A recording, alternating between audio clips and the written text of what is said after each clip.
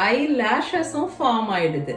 ஆனா கண்ணு இன்னமும் டெவலப் ஆயிட்டு இருக்கதால அது சீல்டா தான் இருக்கும். அது மாத்திரம் இல்ல, இன்னொரு இன்ட்ரெஸ்டிங் விஷயம் என்ன அப்படின்னா, பேபியோட கண்ணு மூவ் பண்ணவும் ஆரம்பிச்சிடுது, ஒர்க் பண்ணவும் ஆரம்பிச்சிடுது. மூடி இருக்கிற கண்ணுலயே அதால சைட் டு சைட் மூவ்மெண்ட்ஸ் பண்ண முடியும்.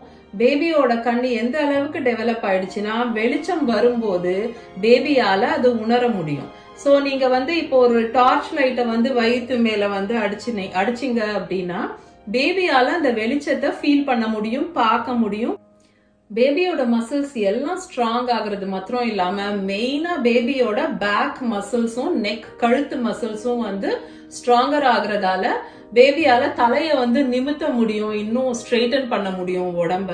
அது மாத்திரம் இல்ல, பேபியோட கிக்ஸ் அண்ட் பஞ்சஸ், அதோட கை கால் உதைக்கிறது எல்லாமே இப்ப ஸ்ட்ராங்கர் ஆயிடுச்சு. அதனால